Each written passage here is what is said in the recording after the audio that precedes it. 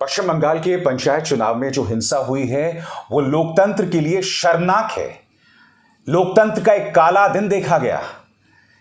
चुनावी हिंसा में कहीं 13 लोगों के मारे जाने का आंकड़ा कहा जा रहा है, कहीं पर 15 तो कहीं पर 18। मगर बड़ा सवाल यह कि एक व्यक्ति भी क्यों मारा जाए, क्योंकि चुनावों को तो लोकतंत्र का जश्न कहा जाता है ना।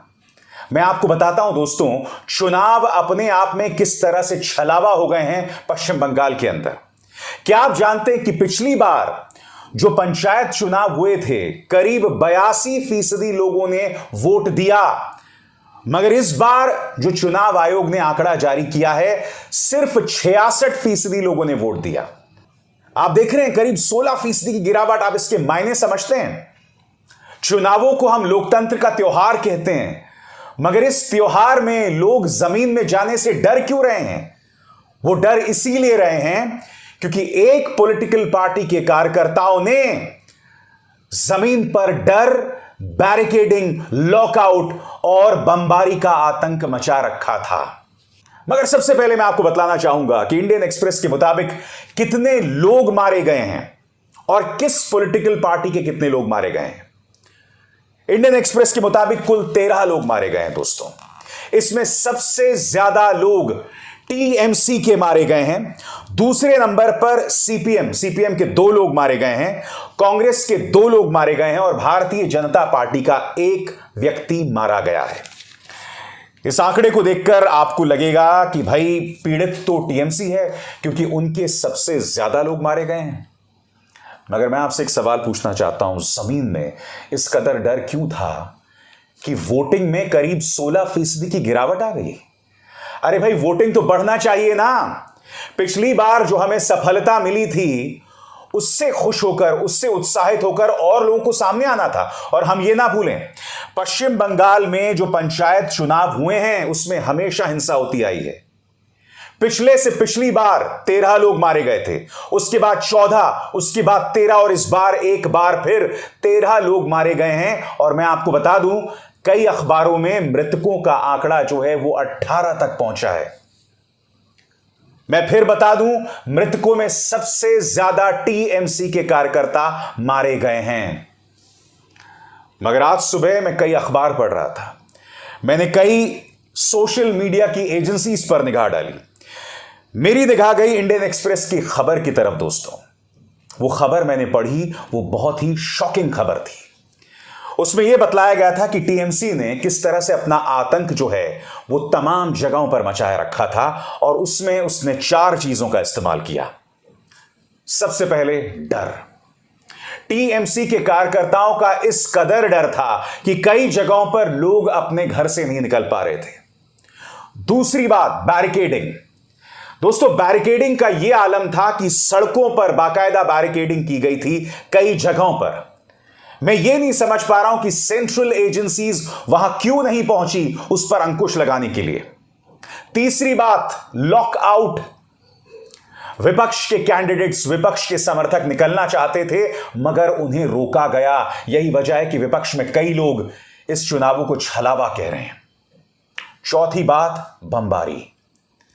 जो लोग निकल जाते थे उन्हें बमों के जरिए निशाने पर लिया जाता था, ऐसा इंडियन एक्सप्रेस की खबर कह रही है दोस्तों। मैं समझना चाहता हूं, ऐसे में क्या आप इसे स्वस्थ लोकतंत्र कह सकते हैं? और उससे भी बड़ा सवाल, जो पश्चिम बंगाल के पंचायत चुनावों में हिंसा हुई है, क्या वो ट्रेलर है 2024 के लोकसभा चुनावों को लेकर? मैं आपको इस मुद्दे का एक और पहलू बताऊं।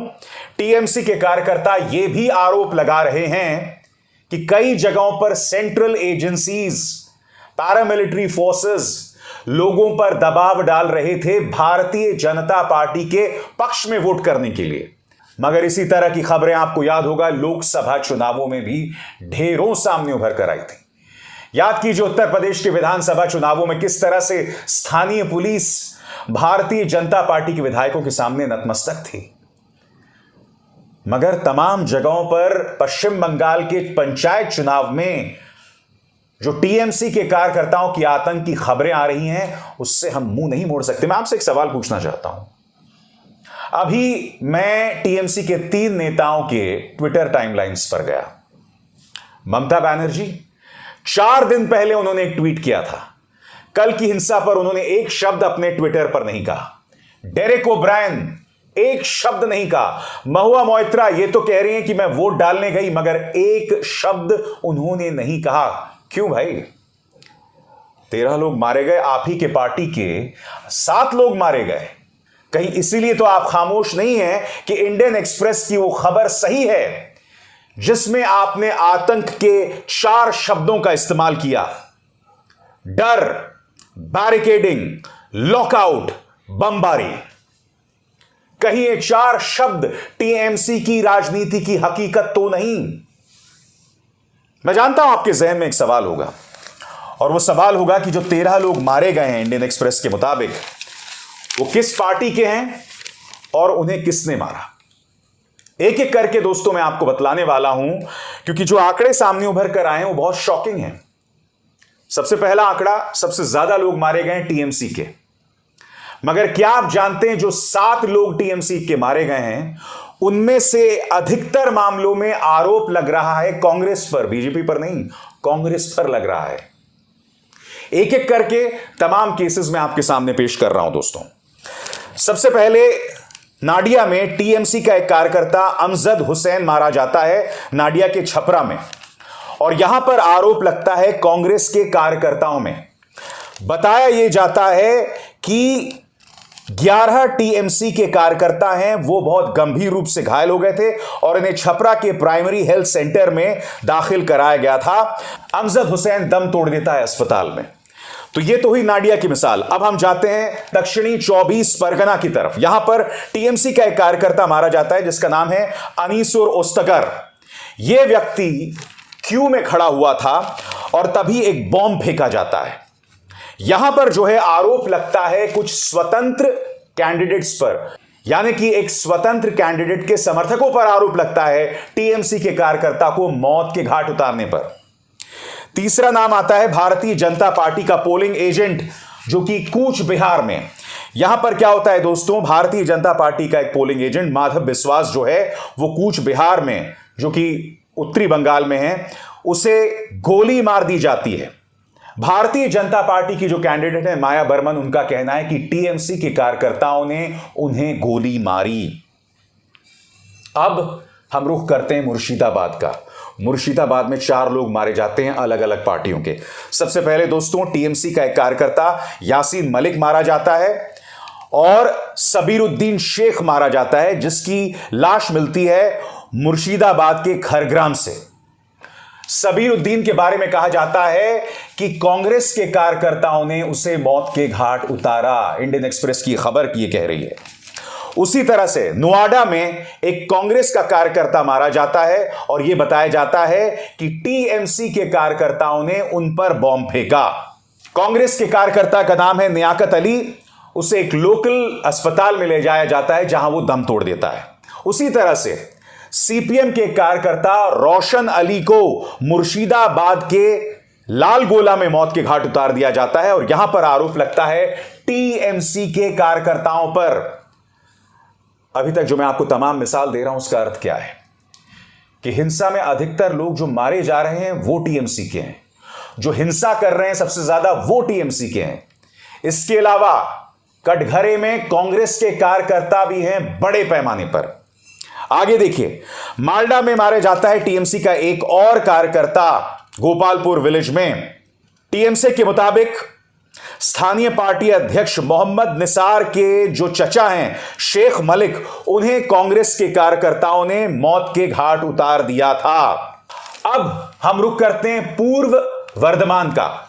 यहां पर टीएमसी का भी एक कार्यकर्ता मारा जाता है और सीपीएम का भी एक कार्यकर्ता मारा जाता है। टीएमसी के कार्यकर्ताओं को मौत के घाट उतारने का आरोप लगता है वामपंथी दल सीपीएम पर। उसी तरह से सीपीएम का एक कार्यकर्ता राजिबुल हक मारा जाता है और आरोप किस पर लगता है? टीएमसी पर लगता है। उत्तरी दिनाजपुर में टीएमसी का एक कार्यकर्ता मारा जाता है और आरोप लगता है कांग्रेस पर।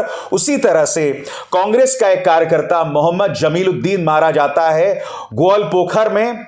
उसकी लाश जो है उसे जागीर बस्ती के बाजार में छोड़ दिया जाता है और यहां पर एक बार फिर आरोप लगता है टीएमसी के कार्यकर्ताओं पर।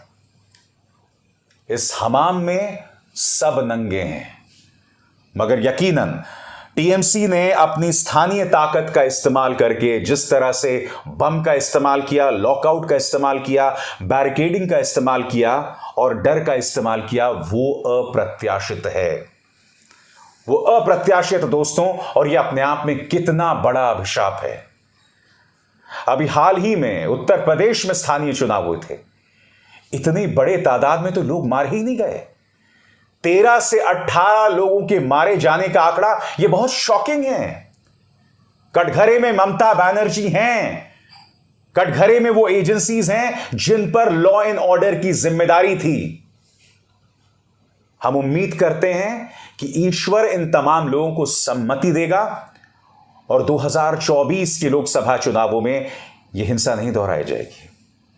अभिसार शर्मा को दीजिए इजाजत। नमस्कार।